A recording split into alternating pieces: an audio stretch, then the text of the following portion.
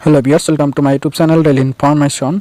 तो आपनलोकर क्वेश्चन आছিলে কিছুমানৰ যে আমাৰ পেটৰ যি তিনিটা পেজ ওলাই এডমিট কাৰ্ডৰ সেই তিনিটা পেজে লৈ যাব লাগিব নেকি, লগতে ডিক্লাৰেচন ফৰ্মটো সেই ডিক্লাৰেচন ফৰ্মটো আমি কি কৰিব লাগিব, ঘৰতে ফিল আপ কৰিম নেকি।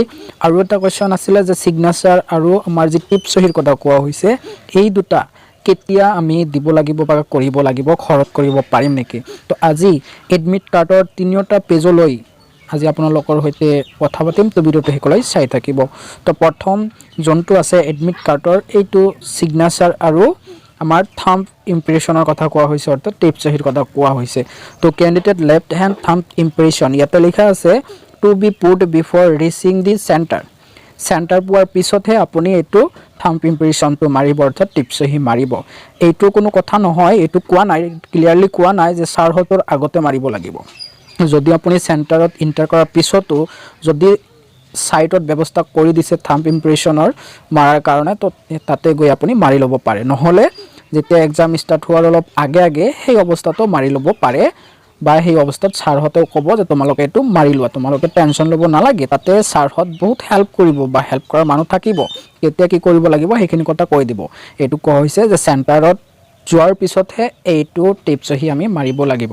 আৰু এটা কথা যে তিনিটা যে পেজ আছে আমাৰ ডিক্লাৰেশ্যন, এডমিট কাৰ্ড, তাৰপিছত কেণ্ডিডেটৰ কাৰণে কিছুমান গাইডলাইন কোভিড-19ৰ বাবে, তো সেই তিনিটা পেজে আপুনি প্ৰিণ্ট আউট কৰিব লাগিব।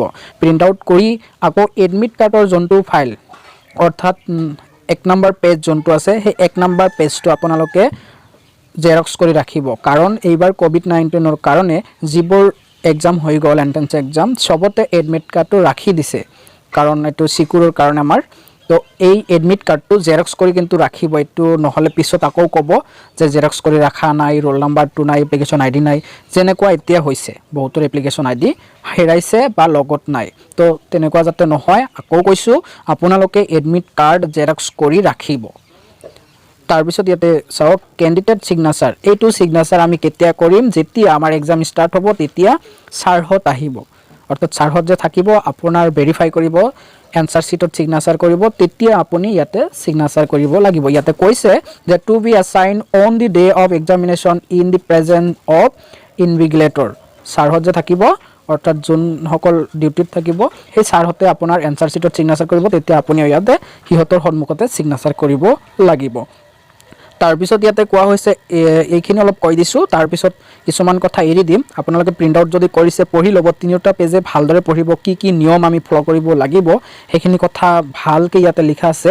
ডিক্লাৰেশ্যন ফৰ্মটো কেনেদৰে লিখিব লিখিব নালাগে সেইখিনি কথাও জনাম। ইয়াতে কৈছে যে ইনষ্ট্ৰাকশ্যন টু দি কেণ্ডিডেট, ইয়াতে প্ৰথম যোনটো কৈছে যে all candidate shall have to be present at the examination venue 30 minutes before the scheduled examination time with the admit card. Admit কাৰ্ডত যোনটো টাইম দিয়া আছে তাৰ 30 মিনিটমান, কমচে কম 30 মিনিটমান আগতে আপুনি উপস্থিত হোৱাৰ কাৰণে চেষ্টা কৰিব। 30 মিনিটৰ আগতেই যাব, যিমান পাৰে অলপ সোনকালে যাব এক্সাম চেণ্টাৰত। যোনটো আপোনাৰ এডমিট কাৰ্ডত টাইম দিয়া আছে সেই টাইমতকৈ আগত, আৰু যোনটো চেণ্টাৰ দিয়া আছে এডমিট কাৰ্ডত। The doors of examination hall shall be open 30 minutes before the commencement of examination. No candidate shall be allowed to enter the examination hall 30 minutes after the commencement of the examination. তাৰপিছত কৈছে candidate must wear face mask as a কোভিড-19 norms. এইটো কথা মন কৰিব যে আপুনি mask কিন্তু পৰিধান কৰিব লাগিবই, মাস্ক ল'বই কম্পালচাৰি কৰি দিছে। তাৰপিছত কোৱা হৈছে a candidate must sit in his or her allotted seat only, আপোনাৰ সিট নম্বৰ য'ত আছে তাতেইহে বহিব। তাৰপিছত কোৱা হৈছে no' one will be allotted to leave the examination hall temporary during the examination. আপোনাৰ যদি ধৰক যদি আপুনি 1 ঘণ্টা 1.5 ঘণ্টাতে চব কৰিছে, আপুনি শেষ কৰি দিছে, তেতিয়া কিন্তু আপুনি যে ওলাই আহিব আৰু আধা ঘণ্টামান সময় আছে, আপুনি ওলাই আহিব নোৱাৰে।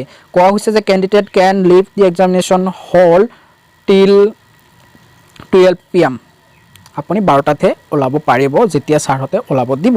তাৰপিছত কোৱা হৈছে candidate must read the following the instruction given in the OMR answer card and the question booklet carefully. Question booklet আপোনাক প্ৰথম অৱস্থাত দিয়া হ'ব, সেই কুৱেশ্যন বুকলেট ওপৰত ফালি নেফেলাব প্ৰথম অৱস্থাত আপোনাৰ ওপৰত কিছুমান ৰুলছ লিখা থাকিব সেইখিনি আপুনি চাব লাগিব ৰুলছখিনি ভালকৈ পঢ়িব তাৰপিছত যেতিয়া সময় হ'লে ছাৰহঁতে ক'ব যে এতিয়া কুৱেশ্যন পেপাৰ অন কৰিব পাৰা তাৰপিছত এনচাৰ শ্বীটতো কিছুমান নিয়ম লিখা থাকিব সেইখিনি ভালদৰে পঢ়ি ল'ব তাৰপিছত কোৱা হৈছে candidates needs to maintain discipline before during and after the examination adapting unfair means in the examination hall will be leaded to expulsion other disciplinary measure আপোনালোকে নিয়ম মানি চলিব লাগিব সেইটো কথাই আৰু কেলকুলেটৰ চেলফোন স্মাৰ্ট ৱাটচ electronic gadgets it is are strictly prohibited inside the examination hall আপুনি calculator cellphone smartphone electronic যিবোৰ বস্তু আছে কেলকুলেটৰবোৰ এইবোৰ আপুনি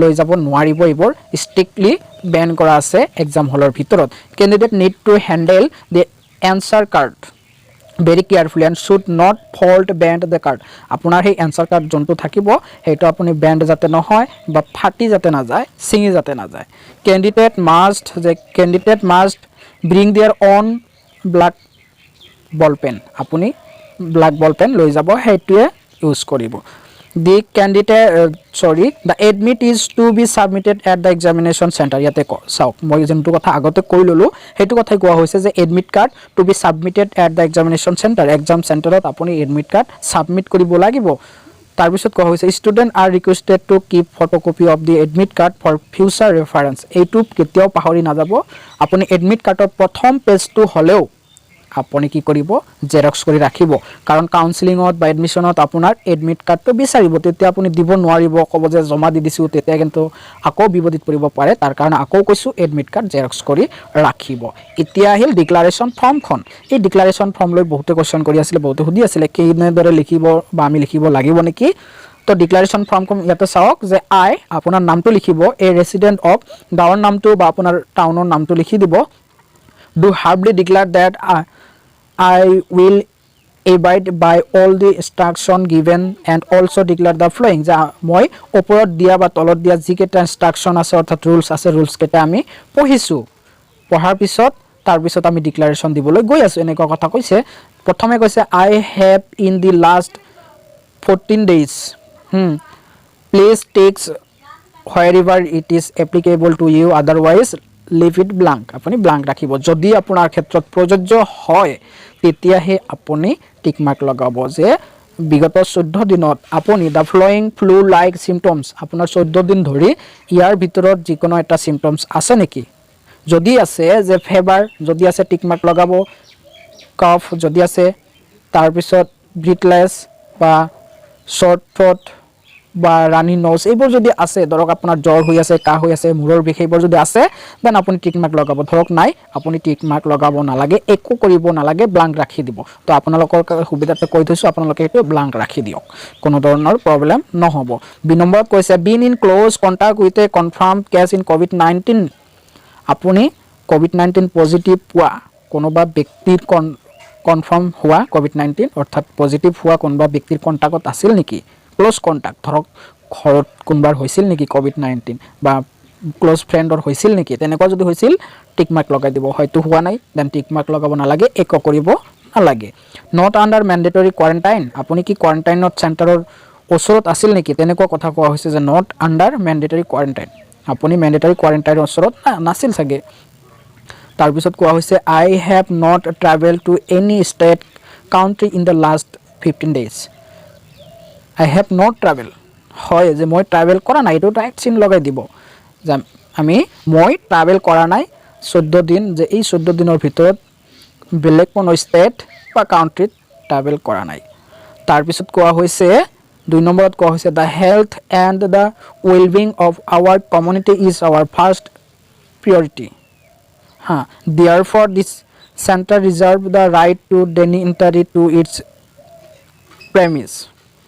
premises তো ইয়াতে সিগনেচাৰ কৰিব লাগিব তলত কোনে কোনে সিগনেচাৰ কৰিব signature of candidate and signature of parents Guardian ইয়াতে আপুনি সিগনেচাৰ কৰি দিব সিগনেচাৰ আপুনি এতিয়াই কৰিব পাৰে প্ৰিন্ট কৰি ওলাইছে যদি সিগনেচাৰ কৰিব পাৰে এইটো কোনো ধৰণৰ নিয়ম নাই যে আপুনি চেণ্টাৰত গৈ পোৱাৰ পিছতহে সিগনেচাৰ কৰিব লাগিব হেতু নহয় আপুনি ঘৰৰ পৰা এইটো সিগনেচাৰ কৰিব পাৰে তাৰ পিছত এইটো সাইটত সিগনেচাৰ কৰিব আপোনাৰ দেউতা নহলে আপোনাৰ মাকে সিগনেচাৰ কৰিলেও হৈ যাব আৰু এইখিনি যদি ডিক্লাৰেশ্যন ফৰ্মটো আপোনালোকৰ যদি বুজাৰ অসুবিধা হৈছে যে কি কৰিম কি নকৰিম আপোনালোকে ব্লাংক ৰাখি দিয়ক, একো প্ৰব্লেম নহয়। জাষ্ট চিগনেচাৰ কৰিব আৰু ওপৰত আপোনাৰ নাম আৰু গাঁৱৰ নাম বা টাউনৰ নামটো লিখি দিব, হৈ যাব। বাকীখিনি একো কৰিব নালাগে। তাৰপিছত গাইডলাইন ইয়াতে দিয়া আছে, সেই গাইডলাইনখিনি জেনেৰেল আপোনালোকে অলপ পঢ়ি ল'ব, কাৰণ ভিডিঅ'টো বহুত দীঘলীয়া হৈ যাব, সিমান এটা গুৰুত্বপূৰ্ণ নহয়। ইয়াতে এটা কথাই গুৰুত্বপূৰ্ণ আছে যে candidate are advised to carry only the following items with them in to the examination venue. কি লৈ যাব সেইটো কথা কোৱা হৈছে যে আপুনি কি লৈ যাব লাগিব এক্সাম চেণ্টাৰত। প্ৰথমে এডমিট কাৰ্ড লৈ যাব লাগিব, তাৰপিছত পাৰ্চনেল ট্ৰান্সপাৰেন্স ৱাটাৰ বটল, আপুনি বটল লৈ যাব পাৰে, পানীৰ বটল যদি বিচাৰে আৰু। তাৰপিছত পাৰ্চনেল হেণ্ড চেনিটাইজাৰ, এইটো চেনিটাইজাৰ লৈ যাব। এতিয়া 50 ml বা 100 ml যিটো আপোনাৰ চইচ আৰু লৈ যাব, সৰু বটল এটা লৈ গ'লেই হ'ল। যে admit card, sanitizer, mask and gloves, hand gloves যোনটো থাকে আৰু মাস্ক ল'বই লাগিব। ব্লাক বল পেন এইকেইটা। আৰু এটা আছে, সেয়া হৈছে ইয়াতে যদিও উল্লেখ কৰা নাই, সেইটো কিন্তু লাগিব, যিকোনো এটা ফটো আইডেণ্টি কাৰ্ড। কাৰণ আপুনি যে সেইজন মানুহ তাক কেনেদৰে আইডেণ্টিফাই কৰিব। আপোনাৰ এডমিট কাৰ্ডত ছিগনেচাৰ কৰিব বা এনচাৰ শ্বীটত ছিগনেচাৰ কৰিব। এনচাৰ শ্বীটত ছিগনেচাৰ কৰোঁতে আপোনাক ভেৰিফাই কৰিব, আইডেণ্টিফাই কৰিব যে এইজন মানুহ সেইজনে হয়নে নাই। তাৰ কাৰণে ফটো আইডেণ্টি কাৰ্ড এটা লাগিব। ধৰক আপোনাৰ যদি ভোটাৰ আইডি, পান কাৰ্ড বা আধাৰ কাৰ্ড আছে লৈ যাব। আৰু যদি একো নাই দেন আপুনি স্কুলৰ যদি আইডেণ্টি কাৰ্ড আছে সেইটোও লৈ যাব পাৰে, নহ'লে মেট্ৰিকৰ এডমিট কাৰ্ড হ'লেও হৈ যাব, মানি ল'ব। আৰু যদি একো লোৱা নাই তথাপিও কনচিডাৰ কৰি দিব। মই নিজেও লৈ যোৱা নাছিলোঁ, গমেই পোৱা নাছিলোঁ সেই অৱস্থাত কি ল'ব লাগে, কি কৰিব লাগে, একো জনা নাছিলোঁ। তথাপিও আদাৰ্ছ বোলা এটা অপশ্যন আছে, সেইটোত ক্লিক কৰি ভেৰিফাই কৰি দিছিলে। কৈছিলোঁ যে যদিও আছে সেই লৈ অহা নাই, তেনেকৈ গৈছিল আৰু। তো লৈ যোৱাটো ভাল, লৈ যাব লাগে। তাৰপিছত আৰু তলত কিবা কি লিখিছে সেইখিনি আপোনালোকে পঢ়ি চাব, এবাৰ ভালকৈ পঢ়ি চাব। যদি কিবা অসুবিধা পায় বা বুজাত অসুবিধা হয় দেন কমেণ্ট কৰিব, নহ'লে মোক হোৱাটছআপত মেছেজ কৰিব। মই যিমান পাৰোঁ আপোনালোকক বুজাই দিয়াৰ কাৰণে চেষ্টা কৰিম। তো মেইনলি আপোনালোকে সেইখিনি COVID-19ৰ কাৰণে আমি যিখিনি শুনি আছোঁ, যিখিনি আমি কেয়াৰফুলি লৈ কাম কৰিব লাগে, সেইখিনি কথাই কোৱা হৈছে ইয়াতেও। আৰু আকৌ কৈছোঁ এডমিট কাৰ্ডটো আপোনালোকে জেৰক্স কৰি ৰাখিব। তো আজিলৈ ইমানে।